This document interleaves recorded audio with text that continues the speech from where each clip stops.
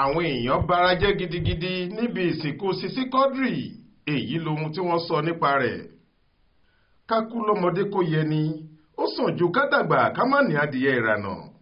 Òwe yìí ló ṣe rẹ́gí pẹ̀lú òṣèré adẹ́rìn-pòṣónú ni Tọ́lání Quadri Oyèbámijí tí gbogbo èèyàn mọ̀ sí Sisi Quadri. Kò jọ pé iye èrò tó jáde wá sí agboolé wọn lọ́jọ́ ìsìnkú rẹ̀ yìí tí ìkórajù wọn jọ pọ̀ sójú kan báyìí rí. Bí omi ni àwọn èèyàn ń wọ́ lọ sílé òṣèré yìí. Àwọn míín sì ń sọ pé àwọn fẹ́ lọ fojú àwọn rí bóyá àwọn èèyàn ń parọ́ ikú mọ́ ọ ni. Níṣe ni ẹkún ń pera wọn rán níṣẹ́.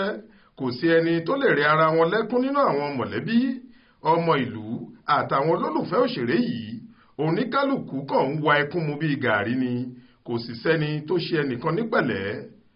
Ẹsẹ̀ kò gbèrò lágboolé agbowó nílùú Ìwó nípínlẹ̀ Ọ̀ṣun láàárọ̀ ọjọ́ àbámẹ́ta sátidé ọjọ́ kejì oṣù kẹta yìí níbi ìsìnkú ọkùnrin òṣèré tíátà ilẹ̀ wa nì Quadri Oyèbámijí Tọ́lání tí gbogbo èèyàn mọ̀ sí Sisi Quadri. Ọ̀sẹ̀ kan sẹ́yìn la gbọ́ pé Oyèbámijí ẹni tí gbogbo èèyàn mọ̀ sí Sisi Quadri yìí déédé ṣubú lulẹ̀ lóko eré tíátà kan wọ́n sì tọ́jú rẹ̀ bẹ́ẹ̀ ló padà sílé rẹ̀ tó kọ́ sílùú Ìwó lẹ́yìn tó gba ìtọ́jú àìsàn ibà ìyẹn màléríà ní ọsibítù kan tó wà lágbègbè orí eérú nílùú Ìwó ló di pé ó bẹ̀rẹ̀ èsúkè tí wọ́n ń pè ní hiccups lédè òyìnbó lọ́jọ́ 5 sẹ́yìn. Nígbà tí èsúkè yìí kò dáwọ́ dúró ni dókítà sọ fún un pé kí wọ́n lọ ṣàyẹ̀wò rẹ̀ ní LAUTECH Ògbómọ̀ṣọ́. Àárọ̀ ọjọ́ ẹtì Friday ọjọ́ kìíní oṣù kẹta ni àbúrò rẹ̀ kan gbé e lọ sí Ògbómọ̀ṣọ́. Kódà a gbọ́ pé àwàdà ni wọ́n ṣe débẹ̀.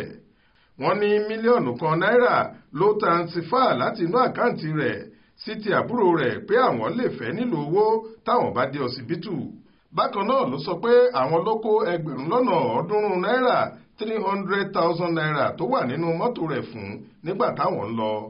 Ó ní kì í ṣe pé àìsàn náà fi bẹ́ẹ̀ dá gbálẹ̀ rárá nítorí nígbà tí àwọn ń lọ tí ọlọ́pàá dá àwọn dúró tí wọ́n béèrè owó lọ́wọ́ rẹ̀ níṣe ló bá wọn ṣàwàdà pé kí wọ́n lọ gbà á lọ́wọ́ Sanwó-Olú. Gẹ́gẹ́ bí àwọn tí wọ́n jọ lọ sí ọsibítù ṣe ṣàlàyé, àwọn dókítà kò wò ó níran rárá kí á ní wọ́n dá a lóhùn, ṣùgbọ́n gbogbo nǹkan yíwọ́ nígbà tó fi máa di aago 3 ọ̀sán. Sisi Quadri dágbére fáyé láago 3:30 ọ̀sán ọjọ́ ẹtì. Alẹ́ ọjọ́ ẹtì náà ni wọ́n gbé òkú rẹ̀ dé sí General Hospital tó wà nílùú Ìwó. Bí ilẹ̀ ọjọ́ sátidé sì ti mọ́ ni wọ́n ti bẹ̀rẹ̀ sí gbẹ́ sàréè tí wọn yóò sìn sí níwájú ilé rẹ̀.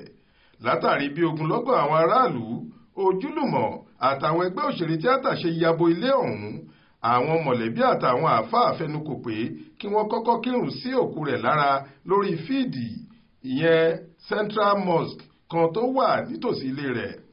Ní nǹkan bí aago 11:30 àárọ̀ ni wọ́n gbé òkú rẹ̀ dé. Ẹsẹ̀ kò sì gba ẹrù níbẹ̀. Pẹ̀lú agbára ni wọ́n fi ráàyè gbé òkú rẹ̀ sílẹ̀ fún àdúrà. Bí wọ́n sì ti ṣetán ni wọ́n gbé e lọ sin nílé rẹ̀. Lẹ́yìn náà ni àwọn èèyàn wọ́ lọ sí ilé bàbá rẹ̀ tó wà ní àgọ́ Adúmádé nílùú Ìwó láti bá bàbá náà kẹ́dùn. Yàtọ̀ sí pé Sisi Quadri jẹ́ òṣèré tíátà, aránṣọ tún ni. Ó sì ti kọ́ àwọn ọmọọṣẹ́ tó 29 níṣẹ́ náà. Kódà a gbọ́ pé ó ṣe freedom fún ọmọọṣẹ́ rẹ̀ kan lọ́jọ́ sátidé tó kọjá yìí. Florence Babasola ló ṣàkójọ ìròyìn yìí fún iléeṣẹ́ tẹlifíṣàn Aláròye online. Faith Adébọ́lá ló kà á sétí ìgbọ́ yín.